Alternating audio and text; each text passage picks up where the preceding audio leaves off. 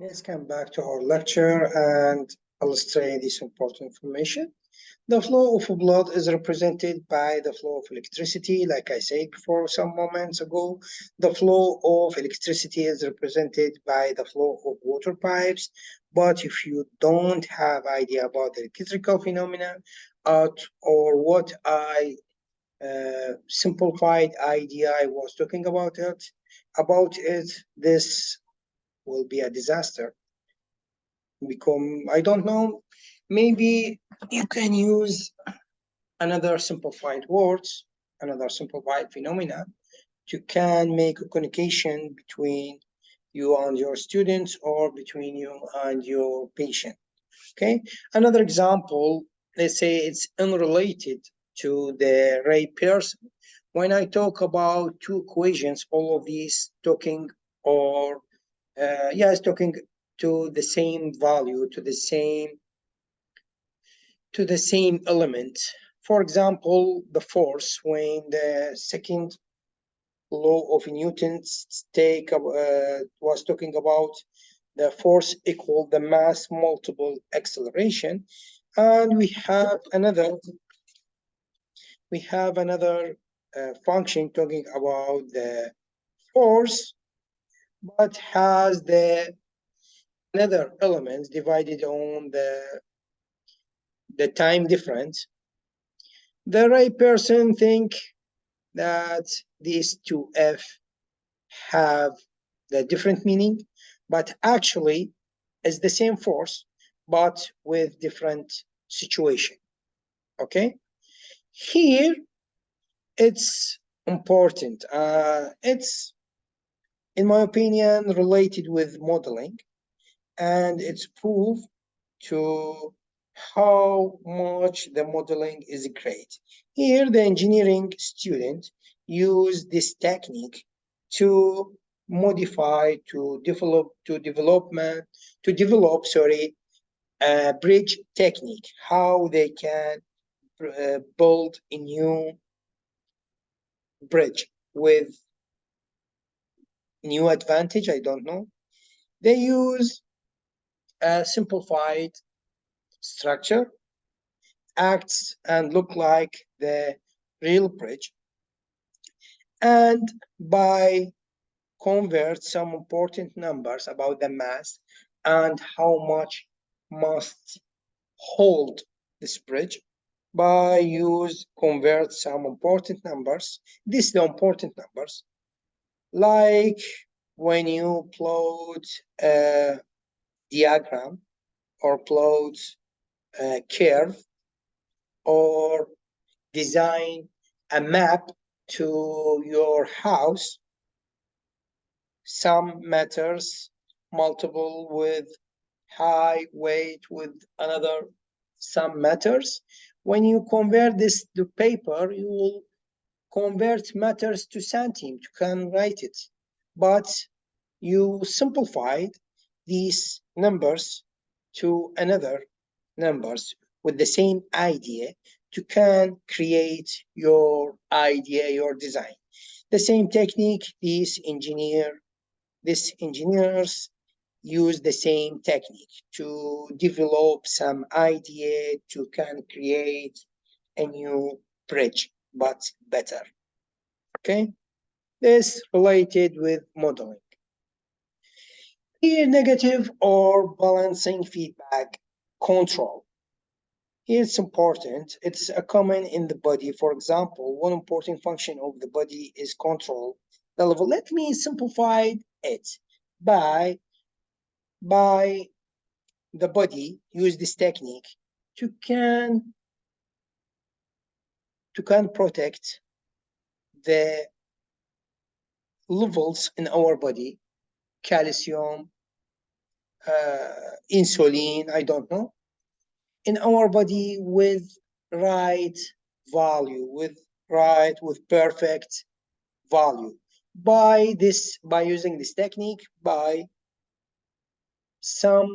using some protection process, let me say, for example, here when the calcium is drops too low, the body system will try to take the equal value who the ill person lost it from its bones. And at the same thing, if this patient, this ill person, suffering from increasing in calcium value, the body system, the protection body system, try to take this increasing number to try to drop this number to reach the normal value by take this increasing number of calcium, increasing calcium, and throw it out to the, I'm sorry, with the, when you go to the bathroom, let me say, you will make this increasing calcium go out by using sure the kidneys, okay? Blood sugar regulation, it's the same idea. Here we're talking about the insulin level. Here another note in this slide, various diseases have been found to be directly related to the failure of the mechanism. Now let's talk about the cells growing. Its cells keep increasing in the number until in each adult size. Sure, we have a specific number of cells when you was a child in your childhood. It's a specific number, and the same thing. Let me use this example now. At this age, now you are a student in a dentist department. Maybe your age 90, 20 years old, I don't know. The specific idea is now you have an incredible cells number. If you have 1 million when you was at age 6, now you have a many millions of these cells. That's mean your cells number are growing. But we have some cases, let me say tumors or cancer, when a specific age, let me say adults, these cells number approximately will stop. But when some cells still growing, will be a specific tumors, let me say. And after that, by analysis, by some test, you can say it's a positive tumor or negative tumors. Okay. Here the measurement is very important. Like I said before, all of these measurement devices are made from physicists or made from chemical department. I don't know, but let me say we are sure all of these made from another person's, but specifically it's not a doctor. The doctor used it, but didn't made it. One of the main characteristics of science is its ability to measure quantities of interest. That's will make this case more growing. It's give a great opportunity to make the science be bigger and bigger because the researcher did something and can read the last, write the last result about how we can convert this measure, about how we can measure the the blood pulse or blood pressure, like we say, like we know, 9 years old, 9 years ago, we was using the manual blood pressure. Now we have digits. That's because why? That's because the researchers and can record, can write the last stage of what they are did. This give a great opportunity to us, to science, to grow more and more, because that the measurement and the measurement topic and the measurement devices are very important. For example, like are written there, common measurements used in the practice of medicine body, such as temperature, weight, pulse, rate, and another. Here measurements kinds, we have two kinds. The first one, when let's take a clear example, when you try to measure the rate, the blood pulse. That will be specific with specific time. That's mean to a 1 minute or 30 seconds, but commonly to a minute. At a minute, that will be approximately from 60 to 100. At 1 minute, that's mean we have many measurements, many numbers at 1 minute. And we can say this branch is repetitive process. The last one is non-repetitive process. What that's mean? That's mean will be to one time, such as how long it take the kidneys to remove a strange thing inside the blood cycle. Now let's talk about the accuracy and precision and what the difference between them. It refers to how close a given measurement is to an accepted standard and how closely it matches the true value. For example, I have something, its mass equal 2 kilograms. When you measure it, it's fact. When you measure it by using your tools, your scaler, the results must be near from this number, near from 2 kilograms. If you said it's 6.5, you will take a 0. If you say it's equal 500 grams, you will take a 0 because your result is far away from the fact one. Then our measurement is not accuracy. The advantage of accuracy is, the goal of accuracy is to create a reliable result scientific by minimize errors. Here, precision is what the precision. It's near from accuracy, but it looks like has some difference. Why? Because accuracy was focused on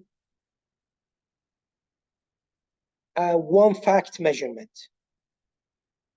We will try to do that to specific amount. We measured it before. Here we have simple difference because with the accuracy at precision, it is the closeness of 2 or more. It's important here at 2 or more measurements to each other. What does mean? That means let me take the temperature to L person or not L person, a normal person. At normal situation, your temperature is approach 37. If you measured it and said it's equal 47, you will take a 0. Why? Because if what you said is fact, that means the L must be dead. No one can live with temperature like that. Okay? Your results must be logical. Okay? For example, to an ill person, his temperature is measured to 5 times. Must the results be equal, must be near from each other. Okay? How we can? Okay, by using my simple measurements, I take some results, some trying to take the better results. Okay, I take the temperature to this normal guy to 5 times. Okay, all of these results were near from each other.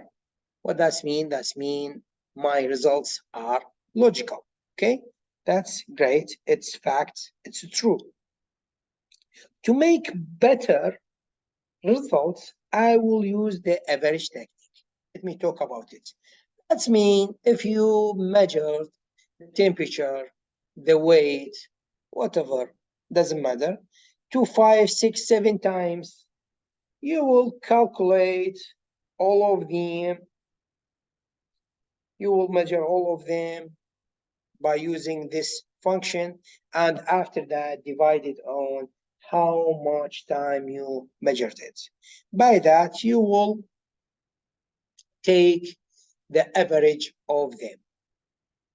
For example, when we was working on the lab, when we want measure the moving of the iron ball by using a simple watch to calculate the time. The watch, it was not very good. It was old watch, let me say, because that we use this technique to take the better time, and we can use it to calculate something related with this exercise. Note both of accuracy and precision have the same goal to make the measurements result more close, acceptable, and true. Now, precision, unfortunately, some errors may be happen. Sure, for example, the blood pressure measurement. Why? It's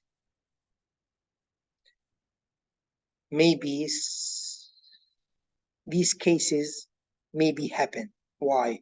Because human body have or has, let me say, nervous sensitivity from specific action. For example, when you like a boy and a beauty girl come to you to measure your blood pressure, sure, some nervous will happen. That will act negatively on your blood pressure, or some increasing in any ill in any patient before doing surgery. That's the main purpose to it, is the scaring. Okay.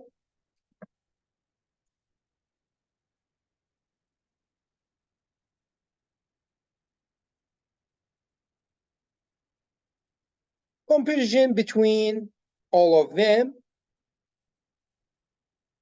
What is the difference between the accuracy and precision? The accuracy is refers to how close given measurement to an accepted standard and how it matched the true value, like I illustrated before, and we take some examples. And the precision, like I told before, it's closeness of 2 or more measurements to the same case, and with some examples.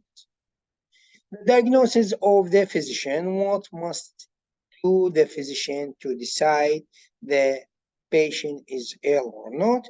They will review some important things like history of the patient, These are medical history, the finding of physical examination, used drugs or not, did surgery or not, the result of clinical laboratory measurements. Unfortunately, sometimes wrong decisions are made. These are false and for positive and negative false. Let's know what all of these are. A false positive is an error occurs when a patient is diagnosed to have a particular disease, but he or she don't doesn't has it. Don't has it.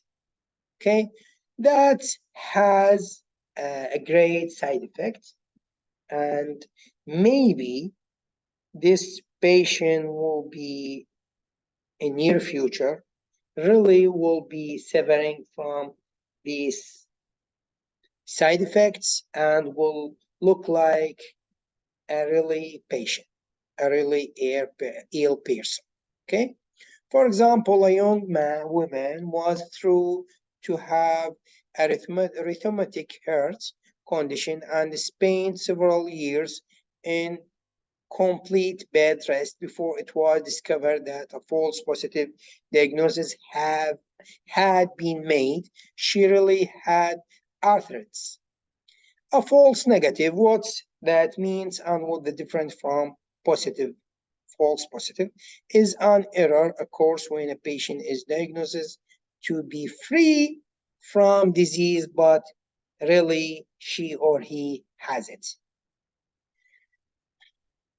Does have it. Yes. For example, in the early stage of many types of cancer, it is easy to make a false negative. Because why? Because the tumor is still small. Okay, but that has a great disadvantage. That's maybe make the patient lost the chance to survival.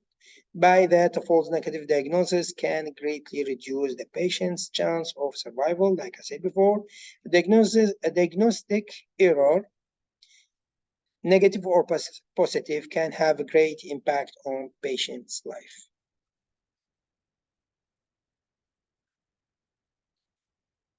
What is the difference between them? I illustrated all of that before and takes illustrated by taking some examples.